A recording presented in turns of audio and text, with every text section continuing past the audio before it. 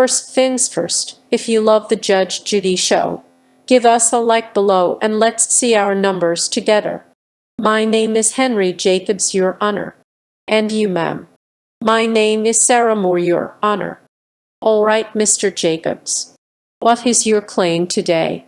Your Honor, I'm here because Ms. Moore, she is a motorcycle mechanic. She owes me $4,000 for a motorcycle she was supposed to restore, and she ruined it. Ruined it. Is that right? And why do you believe she ruined it? I hired her, Your Honor, to restore my vintage Harley Davidson. I had a vision, a very specific vision. I gave her pictures. I told her exactly what I wanted. We had a contract. She was supposed to do the work in 3 months. I paid her $4,000, half up front. 6 months later, the motorcycle, it was still in pieces. And the parts she did work on, they were scratched. The paint job, it was sloppy. I had to take the bike away before she ruined it completely. Miss Moore, what do you have to say about this? Your Honor, I did not ruin his motorcycle. He is the one who ruined this project. He was impossible. He was in my shop every single day. He would call me 10 times a day. He kept changing his mind. He wanted different parts. He wanted a different color. He wanted to add new things to the job. He would tell me to stop working on the frame and start working on the engine. I told him. He was causing the delays. I have texts from him, asking me to change things. The day before, I was supposed to finish them. Mr. Jacobs, what is your response to that? Did you change your mind? Your Honor, I was just making sure that she was doing the job I wanted. I was just a client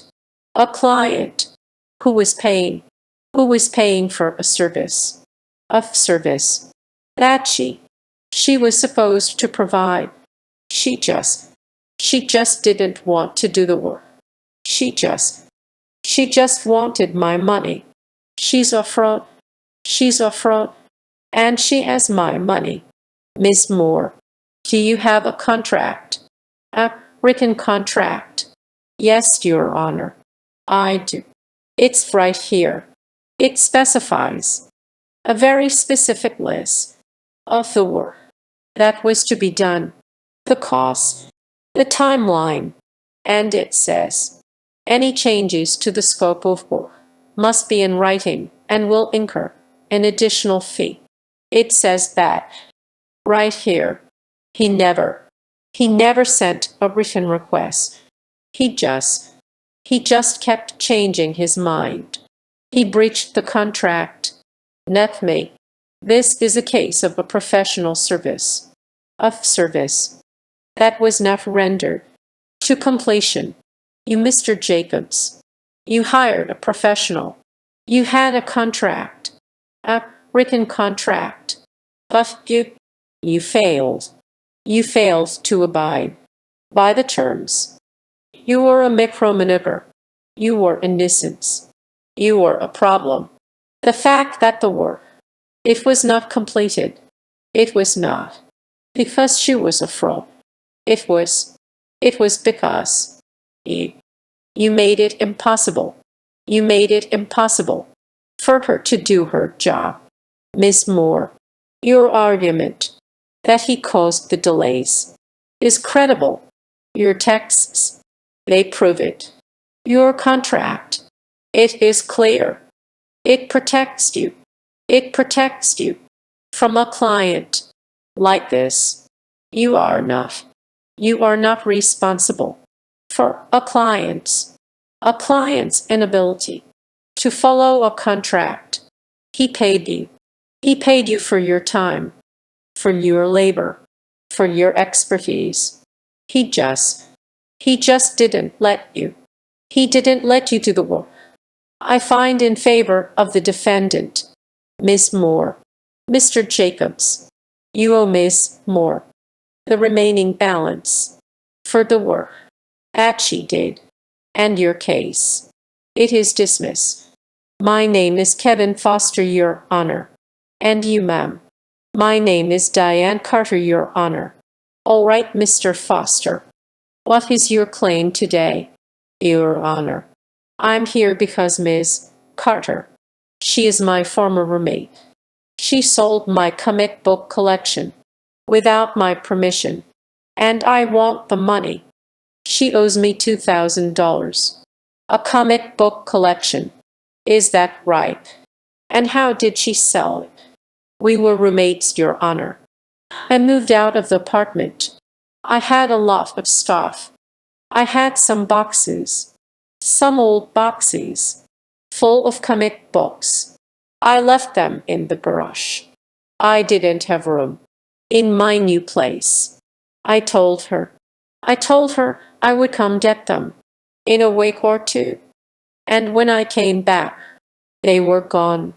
She told me she had a garage sale, and she sold them.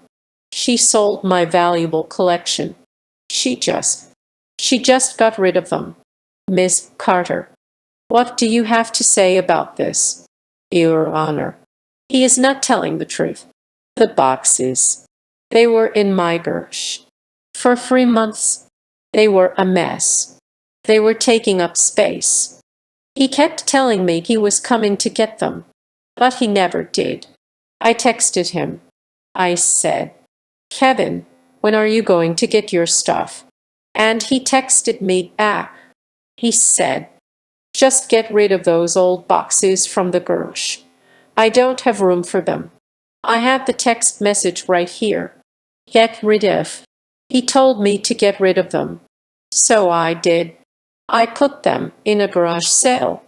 I sold them for a few dollars. I just wanted them gone. Mr. Foster, what is your response to that text message, Your Honor? Get rid of. It's the figure of speech. It means.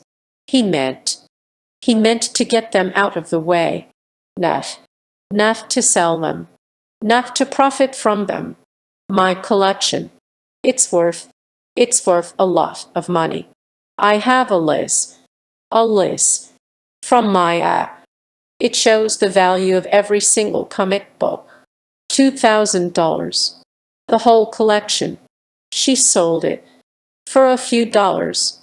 Miss Carter, did he ever mention that the comic books, they were worth anything? No, Your Honor. He did not. He just said, old boxes, old boxes. He never said they were valuable. He just said he didn't have room for them. If he had told me they were valuable, I would have kept them. I would have told him to come get them. But he didn't. He just wanted them gone. And I just followed his instructions. This is a case of a verbal contract, and a very poor choice of words.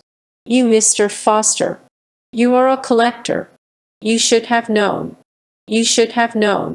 the value of your collection, and you should have put it in a safe place, a secure place.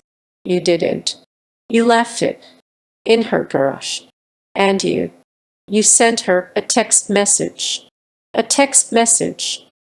said, get rid of. The words, get rid of. They do not mean store them. They do not mean wait for me. They mean dispose of them. They mean sell them. They mean throw them away. Miss Carter, you sold a person's property without a clear permission, but you did so based on a text message that was ambiguous. The fact that the comic books They were worth a lot of money. It is a tragedy, but it is not. It is not your fault. It is his fault. He is the one who fails to communicate. He is the one who fails to protect his own property. I find in favor of the defendant, Miss Carter.